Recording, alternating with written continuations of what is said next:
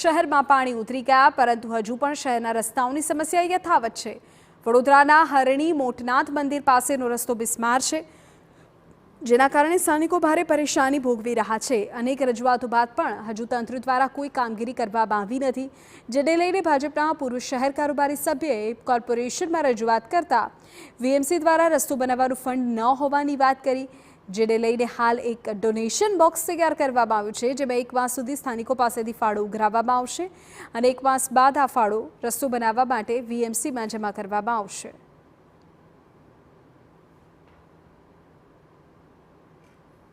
Road બનાવવાના અમારી પાસે પૈસા નથી, તો એ રોડ બનાવવાના વીએમસી પાસે જ્યારે પૈસા ના હોય ત્યારે મેં એક ડોનેશન બોક્સ બનાવ્યું છે અને એમાં જેટલા પણ 1 મહિનાની અંદર પૈસા ભેગા થશે એ પૈસા હું ચેક મારફતે વીએમસીના ખાતામાં આપવાનો છું અને એ લોકોને કહેવાનો છું કે તમારાથી જો કામો નથી થતા તો એ ચેકના મારફતે તમે અમારા એરિયાના કામો કરો।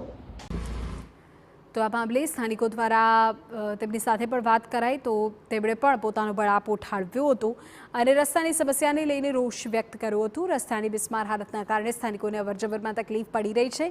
પાલિકાના સત્તાધીશો સહિત મેયર અને સ્થાનિક કાઉન્સિલર્સ પણ પોતાના કામમાંથી છટકબારી કરતા હોવાથી સ્થાનિકોમાં રોષ છે।